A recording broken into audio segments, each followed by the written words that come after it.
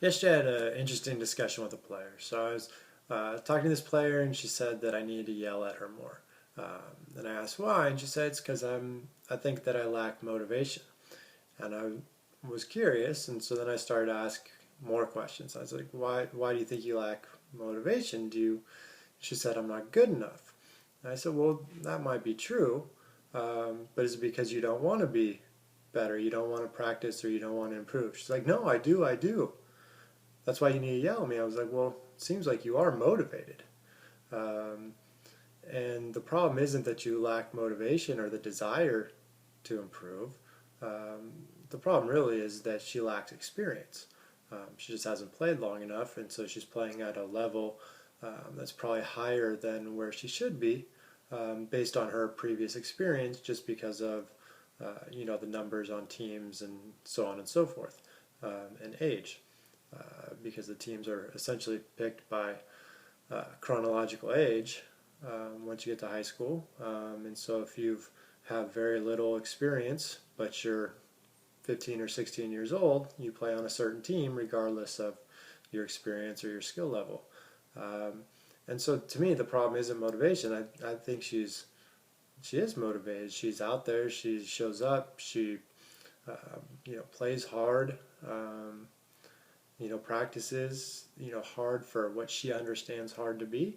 And to me, the problem is the motivation. And I see this, kind of confusion a lot. And I think it's why coaches do tend to yell a lot, is because, um, they view a player who's maybe makes a mistake, or they perceive not to be playing hard enough, and they perceive it to be a lack of motivation. And with some yelling or with some punishment, um, attached to that performance, maybe the player will play up to the coach's standards.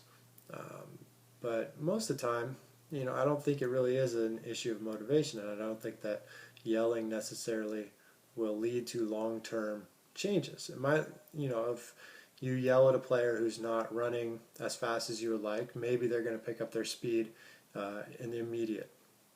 So if she's running, let's say, a sprint from end to end, and I yell at her to run faster, or maybe even attach a punishment, or kind of threaten, say, if you don't run faster, then you're going to have to run twice as much or three times as much, whatever it is.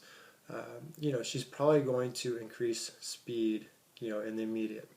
But is that going to change behaviors over the long term? Is that really how she's going to improve? Is having to be yelled at constantly, by somebody else?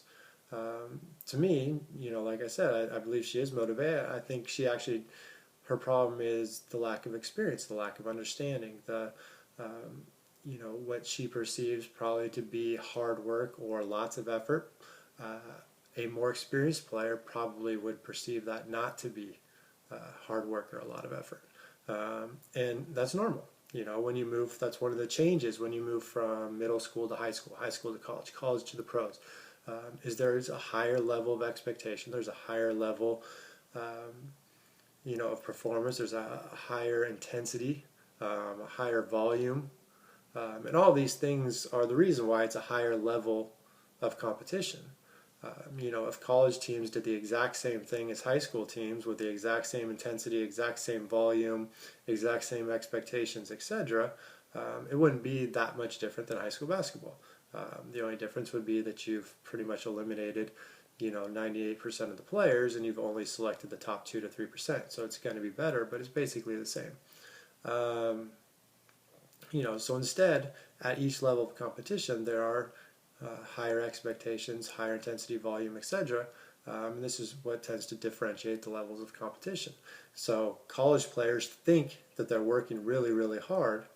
Then they get drafted into the NBA, and they see how NBA players work out, and they're like, oh yeah, college, that I work out so much harder now. High school players think, oh, I'm working out so hard, I'm working out so hard. Then they get to college, like, oh my God, high school was a joke.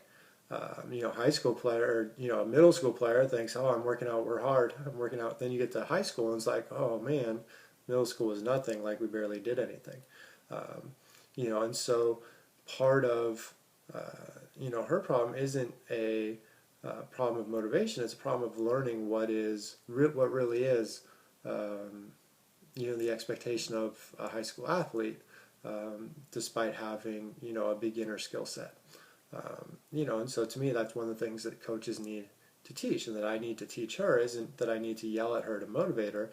It's that I need to teach her the higher expectations for this level, and I need to teach her, what effort at this level really is, and what, skill execution and being precise and all of these things that we try to do as coaches, what that really is at this level of play. And the difficulty then is trying to teach those characteristics or qualities when the skill set really isn't a high school skill set. And so that's kind of the difficulty that I have with my current situation, is trying to teach these things, but it's hard to hold a player accountable to a higher expectation or a higher intensity when the skill set isn't there to achieve it. So I could yell at the player, and this is why I explained to her, I could yell at you, you're not doing it well enough. You missed that shot, you can't make a shot. Well, all I'm doing is yelling at her because she's not good enough. But I know she's not good enough, and she knows she's not good enough, for a certain level. So what's the yelling? What's the purpose of the yelling? If I know she's not good enough to consistently perform, X skill, at a high rate of speed, and she knows it. She knows that this is the first time she's ever been on a basketball team, and she's inexperienced and consequently not as good as her peers. What's yelling going to do to help her improve? And that was what I tried to explain to her, is that you don't need me yelling at you. You don't need more motivation. Your motivation is fine. You just simply need more experience. You need more time on the court, and you need a little bit more learning in terms of what it takes to really improve your skills. And yelling and motivation really has little to do with that. The fact that you're there every day, the fact that you're trying, that shows that you're motivated. And for me to yell at you because you're not good enough, what's the point? That's just going to frustrate you more, and potentially lead to players quitting. And that's why we have a relatively inexperienced team, from what I've heard, is because that's what happened last year. It's a very negative environment. So I've tried to change that, and it's probably not the most intense environment. We probably could be a little bit more intense or a little bit more focused, but I'm trying to work with them and bring them along slowly instead of trying to overwhelm them, because of the injuries we have, the low numbers that we have, and the relative beginners that we have at a non-beginner level of competition. But again, it's not motivation to me, and I see this a lot through coaching, that we attribute a lot of mistakes to the athletes not caring or the athletes not being motivated, and wherever I look around, I see motivated players. I see players investing a lot of time and energy, but I think oftentimes they may not know the best way to invest that time and energy, and I think that's where coaches need to come in and explain what it takes, try to meet their expectations and their goals and marry their effort with those expectations and goals. And that's, I think, where coaches can really teach the important lessons, beyond just the actual skills.